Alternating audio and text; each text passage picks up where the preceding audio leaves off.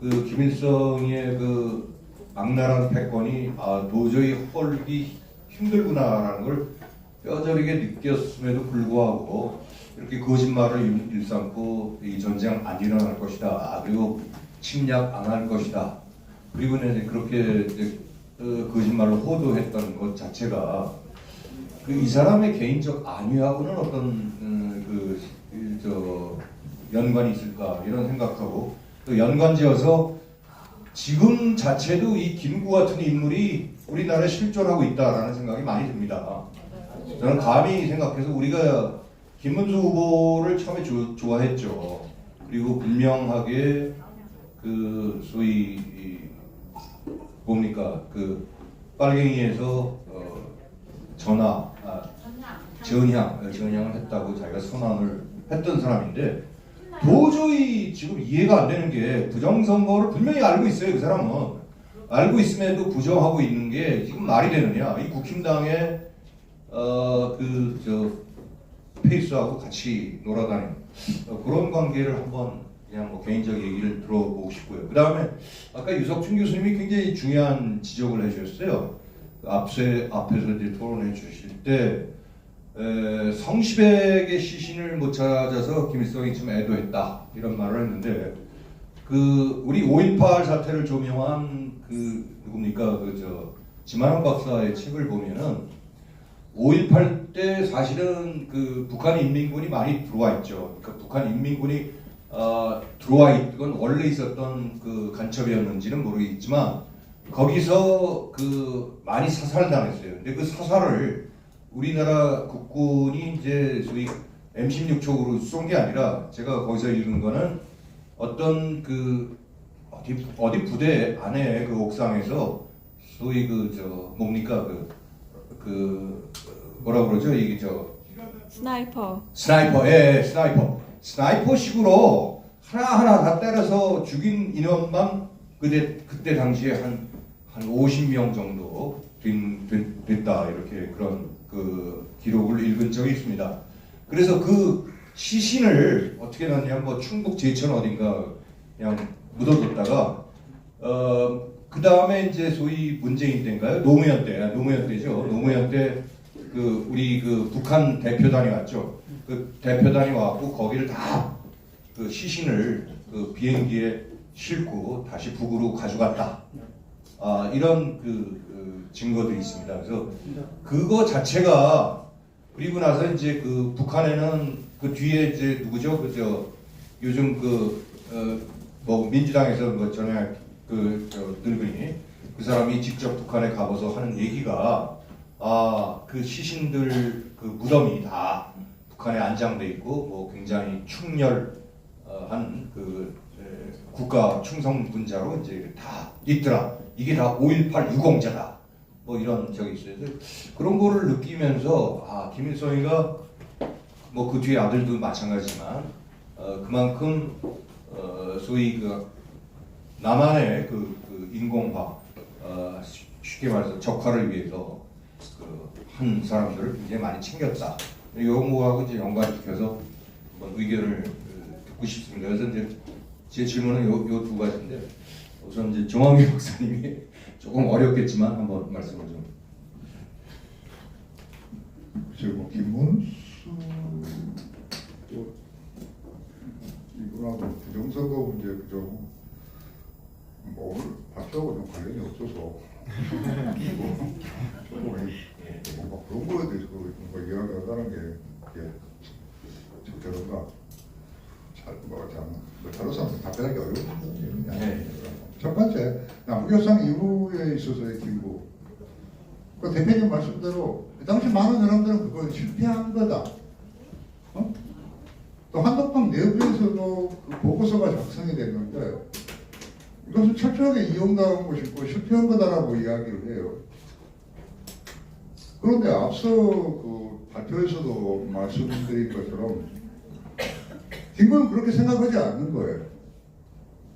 그 사람이 5월 5일 날, 5월 6일 날 이 공동성명을 발표하거나 뭐 담화를 발표할 때도 자기들은 성공했다고 이야기하는 거예요. 이게 결코 포기할 수 없는 거죠. 그러니까 제 3자로 볼 입장에서 보게 되면은 실패했다, 뭐 잘못됐다, 뭐 이용당했다 등등의 이런 이제 이해들이 일반이지만 그런 이해를 갖게 되면은 어떤 논리적인 모순이 생기냐면은 그러면 남북협상 이후에 김부가 하는 행위들은 어떻게 설명할 거냐라고 하는 문제죠.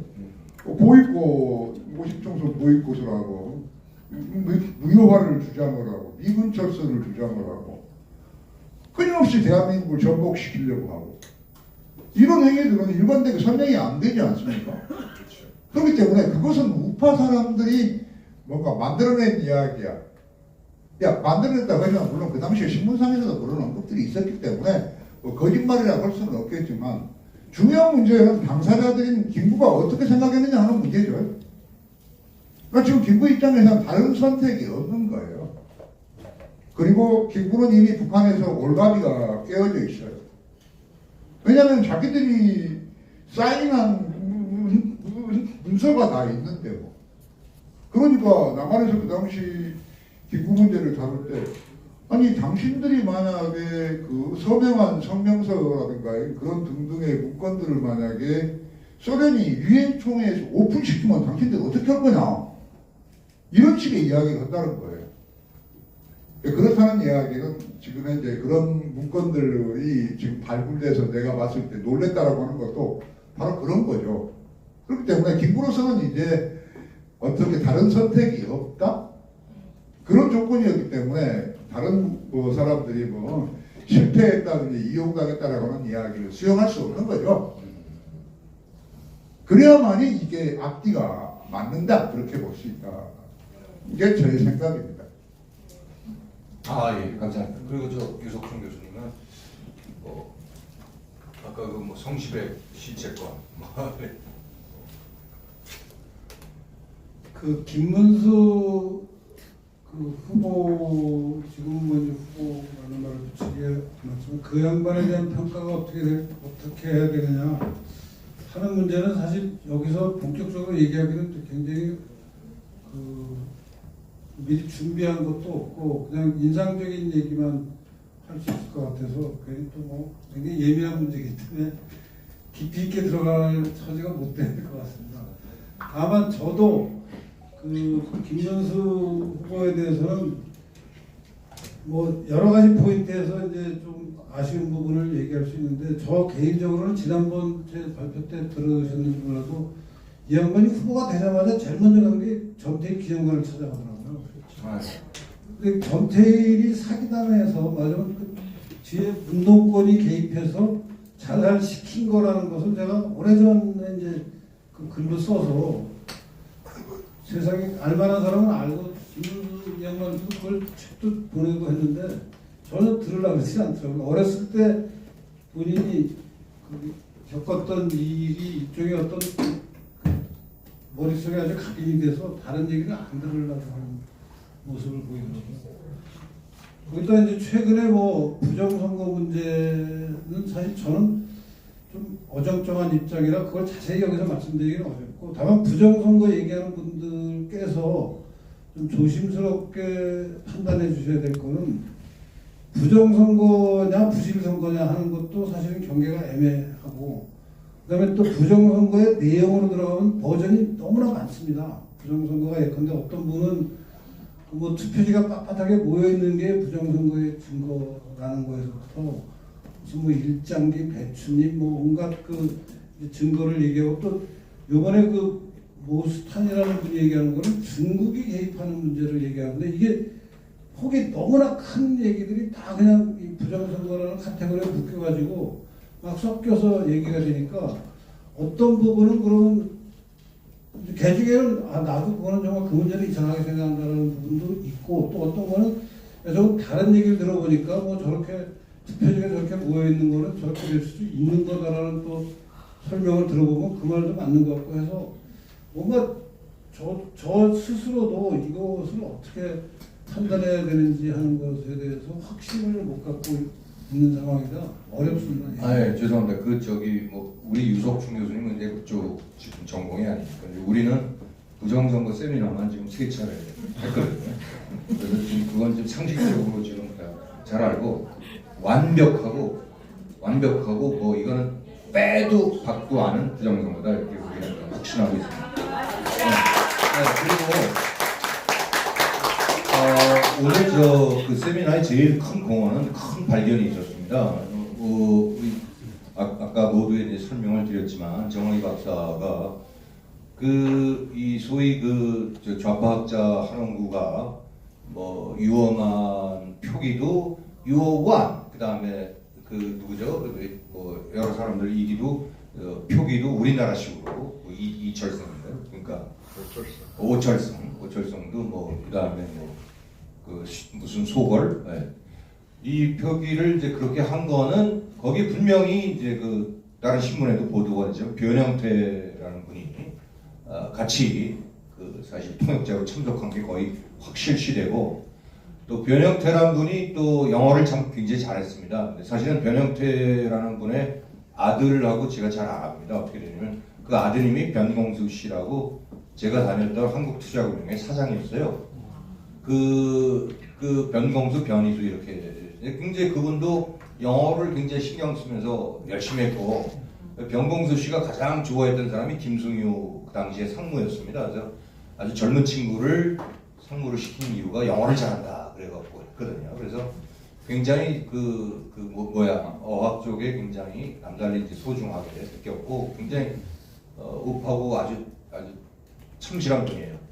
그래서 그 변형태 씨가 1896년, 93년 세대인가요? 그러니까 국무총리까지 지내셨던 분인데 그분이 말하자면 미국 영어로 번역을 하기 편하게 우리나라 발음으로 그걸 표기했을 가능성이 농후하다.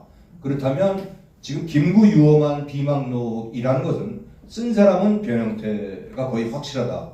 이런 새로운 사실로 한원구 주장을 그냥 싹쓸이 엎어버렸다는 데서 오늘 세미나에 아주 쾌거라고 말씀을 드릴 수 있겠습니다. 박수 한번. 오늘 이제 여러 가지 참 재미있는 사실과 그다음에 김구의 우리 재평가 작업을 계속 이렇게 해나가고 있는데 여기에서 또 이제 우리 중요한 조맹기 교수님 코멘트도 한번 들어보기로 하겠습니다. 세 가지 하겠습니다. 반갑습니다. 저번에 아주 김구 선생 했다가 아주 혼났습니다. 혼났는데요. 그러나 역사를 하는 사람은요.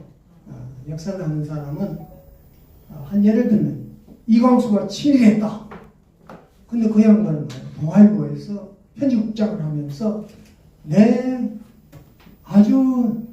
평생을 언론에 종사할 만큼 보람된 건 없었다. 그랬거든요. 그러면 이광수를 친일했는 사람으로 이광수를 볼 건가? 그렇지 않으면 언론인 이광수를 볼 건가? 하는 건 다 좀 다르거든요. 그 다른 분리시켜봐야 된다는 그런 겁니다.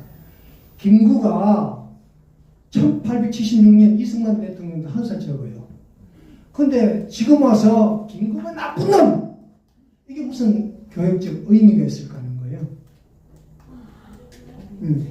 그러면 분리시켜보자. 나쁜 놈은 나쁜 놈, 좋은 놈은 좋은 놈, 좋은 놈은 좋은 대로, 나쁜 건 나쁜 대로 이렇게 보자는 거죠. 그게 교육적 의미가 있지 않냐 하는 거예요. 그리고 이승만하고 김구를 이렇게 비교할 때요. 분명히 다릅니다. 김구는 현실을 못 본 거예요. 그런데 이게 말이에요. 이 해방 전후사가 이게 딱딱 떨어져가지고 보는 게 아니라 굉장히 진화론적, 사회 진화론적으로 봐야 됩니다. 김구의 어떤 순간은 역사적으로 굉장히 중요한 의미가 있다는 거예요. 그거 어떻게 볼 건가 하는 거예요. 제가 얘기를 하는 거예요. 재헌헌법 전문에 얘기 나와 있어요. 유구한 역사와 전통에 빛나는 우리들 국민은 기미 3.1운동으로 대한민국을 건립하여 첫 문장입니다. 다음 넷째 문장에는 국민 생활의 균등한 향상을 기하고 이게 있습니다. 이게 분명 공산주의 사고거든요. 그런데 저번 시간에 저도 얘기했습니다만 토지를 나눠주 이승만 대통령이 토지를 나눠준 게 조홍안이 아이디어다. 그러는데 조명기 아이디어를 가지고 헌법 정문에 넣으라고 어떤 데 넣어주겠어요? 그렇죠? 헌법 정문에 들어갔다는 것은 실세라는 소리예요. 그럼 제가 밝히고 싶은 것은 누가 이런 헌법 정문에 사회주의 이론을 집어넣냐 이거예요. 그런데 건국절이라고 그러면요, 1948년 건국절 하면 됩니다. 그런데 여기에 3.1운동으로 이거는 상해 임시정부를 연상을 하거든요. 상해 임시정부가 왜 법통을 상해 임시 그러면 김구가 떠오른단 말이에요. 41년부터 주석을 했단 말이에요. 그런데 이걸 넣는 데는 유석준 교수께서 잘 얘기를 하셨어요. 누구죠? 이시백? 성시백. 나이가 들었어요. 성시백 그 얘기를 유석준 선생님이 잘 얘기를 하셨어요. 그런데 성시백과 김구 거기에 안우생, 김구 비서. 그건 누가 안 되냐면 안중근 의사 동생 안공근 오늘 얘기를 잘했어요. 그 성시백이가 빚을 파고 들어간 거죠. 김구는 저기입니다. 이 성시백은 평산인가요? 김구는 해주 목에 황해도 사람들입니다. 그런데 이걸 파고 들어가가지고 김구의 그걸 아이디어를 다 집어넣은 거예요. 누가? 여기에 김규식이 있습니다. 성실에게 영어를 잘해요. 또 불어도 잘합니다. 그리고 김규식도 굉장한 외국어 매니아입니다. 둘은 잘 친하죠. 프랑스어를 아주 유창하게 하는 이제 그런. 그렇다면 여기에 김규식은 뭘 했냐 그러면 해방정국에서요. 해방정국에서 그 양반은 남조선 과도 입법위원회에 위원장을 했어요. 그럼 중도파입니다.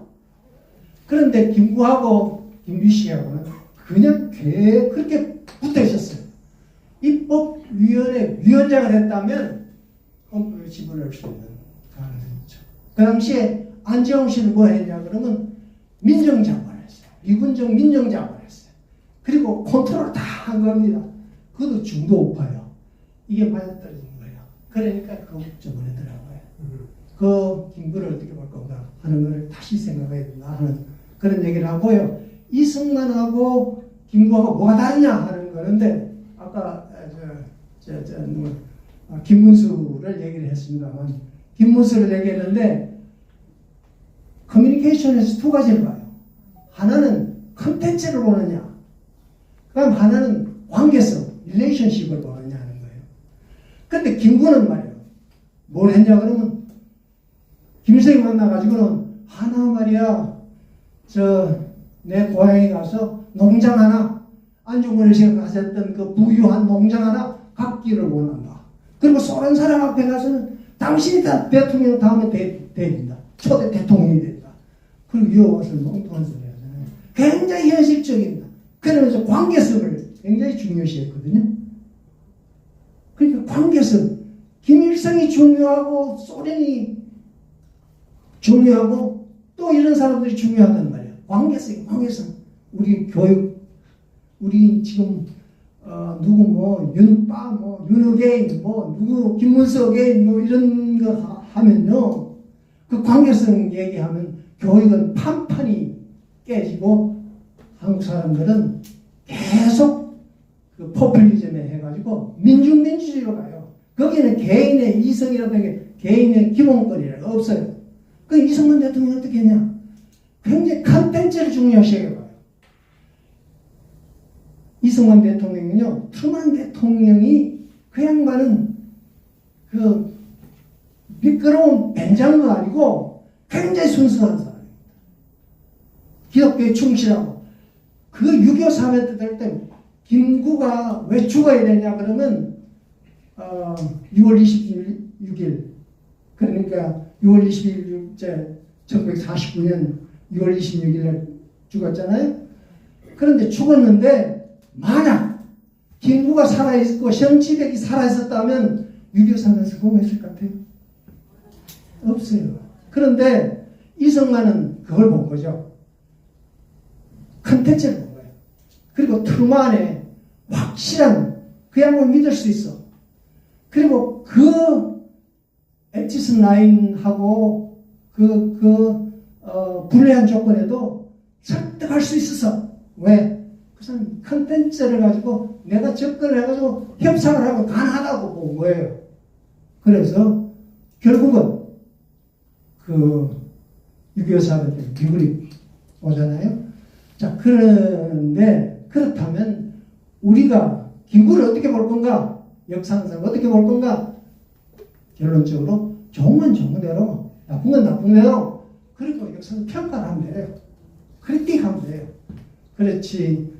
그럴 때 우리가 좌파에게 승리할 수 있는 아주 좋은 기회 아닙니까? 이게 지금 정한기 선생이 지금 발표하는 굉장히 중요한 겁니다. 그 유석준 선생도 성시대에 대해서 아주 치밀하게 분석하잖아요. 그게 우리의 자산이고 이게 우리 교육적 의미가 있다는 걸 얘기 드려서 끝내겠습니다. 고맙습니다. 네, 감사합니다. 청중에서 좀 아무래도 여러 가지 질문이 있으실 것 같은데, 예, 저기 좀 앞으로 좀 나와 주시겠어요? 미안하지만, 예, 아이고, 마이크를 좀 거기까지 가기가 뭐하니까, 아니 이제 나오시니까, 예, 네, 자기 소개 하시고요. 그리고 저 성함 말씀해 주시고 질문 어떤 분? 예, 저는 대한민국 우파인데 죄송하지만 저는 진보 우파입니다. 저는 세상은 바뀌어야 된다고 보고 있는데 이 나라가 안 바뀌고 있습니다. 저는 국회 개혁을 한 10년째 외치고 다니고 있는데 지금 오늘 들은 얘기 중에 김구 선생님, 선생님이라고 얘기하겠습니다. 김구 선생님도 있고 이승만 대통령도 있는데 제가 아는 경우는 초대 우리 초대 총통이 아마 이승만 대통령으로 알고 있습니다. 그래서 그 얘기는 또 따로 각각 틀리지만 제가 여기 교수님한테 여쭤보고 싶은 거는 지금 사회가 지금 새로운 남노당이 지금 출현이 됐습니다. 노무현 대통령이 열린우당을 만들면서 60년대에 태어난 애들이 지금 다 국회에 있습니다. 5선 6선 하고 있습니다. 그래서 김대중 대통령의 민주당하고 열린우당하고 완전히 틀리다. 근데 지금 얘네들이 노무현 대통령, 그다음에 문재양이죠. 그다음에 이재명을 데리고서 지금 3대째 지금 남노당 괴수가 태어났습니다. 그래서 좀 여쭤보고 싶은 거는 김대중의 민주당하고 노무현의 열린당인가요? 그거에 대한 차이점을 한번 여쭤보고 싶고, 지금 대한민국이 지금 잘못하면 완전히 좌파, 다시 말해서 노동조합 애들이 지금 먹고 살게 됩니다. 지금 이재명이가 4.5일제를 하겠답니다. 기업 다 나갑니다. 지금 기업들이 전부 지금 해외 도망가고 있습니다.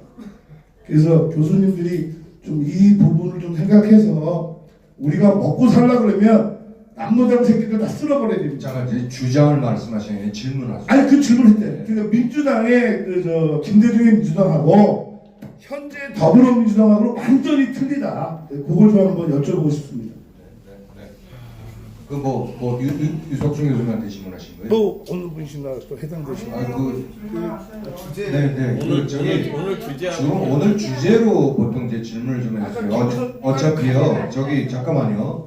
어차피 아까 농지개혁도 나왔는데 농지개혁에 대해서는 바로 다음 주에 주익종 박사께서 해주실 거고, 또 지금 얘기하는 여러 가지 경제의 암울한 점은 제가 말일자로 또 세미나를 할 겁니다. 그래서 오늘 이김구 시리즈는 김구에 대해서 좀 포커싱을 해서 질문을 해주시기 바랍니다. 네, 네 저기 예. 네, 네.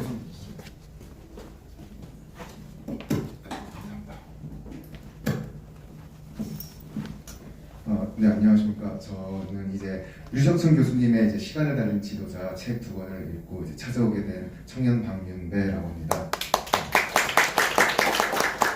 저는 주로 이제 스레드랑 인스타그램에서 이제 댓글 전투를 주로 하고 있는데 몇 가지 맹점이 있어서 류석춘 교수님께 질문을 좀 드리고 싶습니다. 아까 보도연맹 말씀을 하셨는데 여기 계신 분들도 보셨겠지만 이제 무고하게 죽은 사람이 많다. 이제 주로 회자되는 레파토리가 태극기 휘날림에서도 묘사됐던 쌀 한 톨을 받기 위해서 이게 성명을 했다가 이제 오해를 받아서 죽임을 당했다는 부분이 있는데 이런 부분에 대해서도 혹시 연구를 하신 내용이 있으신지 질문. 네, 또 마이크 좀 어렵네요. 네, 아니 그 보도연맹 부분은 좀 본격적인 연구를 해야 된다라는 이제 생각은 하고 있는데 뭐 본격적인 연구는 못했고요. 다만 이제 자기들이 이승만 대통령 욕할 때 보도연맹에 희생된 사람들을 보면은 이승만이 너무 악질적으로 자기들을 죽인 거 아니냐, 근거도 없이 함부로 죽인 거 아니냐는 얘기들을 많이 하는데 성시백의 경우를 보면 죽일 만한 사람을 죽인 거 아니냐는 게 내 얘기거든요. 그러니까 성시백 같은 사람을 감옥에 그냥 놔두고 죽이지 않고 서울을 뺏기고 계속 남쪽으로 밀려서 내려가면 전국에 있던 교도소에 구치소에 있던 사람들이 이제 그런 식으로 풀려나 북한에 와서 다 그 사람들을 풀어주고 나서 거꾸로 그 사람들한테 이제 물어볼 거 아니에요. 니네 남한에서 니네 탄압한 사람이 누구냐? 그럼 이제 이 사람들이 앞으로서 얘 죽여라 쟤 죽여라 그러고 뭐 인민재판에 내보내라 쟤 내보내라 하는 게 뻔히 보이는 상황인데 그럼 어떻게 해야 되는 게 좋을 거냐 하는 부분에서 정말 엄선을 해서 맞으면 제거해야 될 사람은 제거를 했어야 되는데 엄선할 시간이 없는 거 아니에요 지금. 전쟁이 나서 그냥 막 밀리고 있으니까. 그래서 이제 성시백 같은 사람은 맞으면 제거할 만한 사람을 제거한 거 아니냐는 게 내가 오늘 성시백 얘기를 하는 김에 한 거고, 그러는 성시백의 경우를 보면은 성시백과 정도는 좀 떨어질지 몰라도 유사하게 문제를 일으켜서 앞으로 인민군이 내려와서 남한에 우파 성향을 가진 사람들을 마구 죽일 수 있는 사람을 미리 제거하는 게 필요한 일 아니었느냐 하는 거고, 그 과정에서 억울하게 준 사람이 있지 않았겠냐. 나도 있었을 거라고 생각했는데 그럼 억울하게 죽은 사람, 억울하게 죽을지도 모르는 사람 걱정 때문에 아예 그 일을 하지 말았어야 되는 거냐 라고 내가 질문하는 거예요. 김창룡 같은 분들이 그때 다 뭘 했잖아요. 반공을 하고 그분들이 반공을 했기 때문에 남한에서 공산화가 안 된 건데, 김창룡 장군이 그런 일을 하다가 대중이 억울한 사람이 있었겠죠. 그럼 그 억울한 사람 때문에 김창룡이 그 숙군하는 걸 하지 말았어야 되는 거냐 하고 질문하면 뭐라고 답할 거예요? 했어야죠. 그래도 했어야죠. 그래서 나는 그러니까 그런 과정에 지금도 사법제도가 뭐 3심까지 허용이 되고 뭐 온갖 과정을 거치면서 어떤 그 특정한 사건에 공정한 재판 결과가 나오는 제도화가 과거보다는 엄청 많이 발달을 했지만 지금도 억울한 사람이 계속 나옵니다. 주관적으로, 그러니까 객관적으로 와서 야 그 사람 벌 받을 만큼 받았다라고 하더라도 당사자인 그 당사자 기준에서 보면 이건 나한테 지나친 지금 법원이 판결을 하고 있다라는 생각을 할 수도 있는 일이 수시로 있잖아요. 사실은 그런 일이 지금 이 동네 재판 있을 때마다 벌어지고 있을 겁니다. 그럼 그 억울하다는 사람 얘기만 다 듣고 아예 재판하지 말아야 된다고 얘기할 수는 없는 거 아니에요. 하긴 해야 되는 거거든요. 성시백이 죽인 건 잘한 거다라는 얘기를 하는 거고, 그런 경우가 많았을 거다. 그 중에 억울한 사람이 있었을 수도 있겠다. 뭐 그 다음에 이제 그러면 어떻게 하라는 얘기냐. 전쟁을 일으킨 놈이 나쁜 놈들이죠. 전쟁이 일어나서 전쟁에 대처하느라고 우리는 후퇴하면서 벌어진 일인데, 후퇴하면서 피치 못하게 벌어진 일을 가지고 그렇게 문제를 삼으면 진짜 나쁜 놈들은 전쟁 시작한 놈들이죠. 전쟁 시작한 놈부터 조져놓고 순서대로 뭔가를 문제를 하는데, 전쟁 시작한 사람은 얘기도 안 꺼내고 중간 과정에 무리하게 사람들을 죽인 거 아니냐는 얘기만 하면서 우리한테 막 공격을 하는데 지나친 공격 아닌가.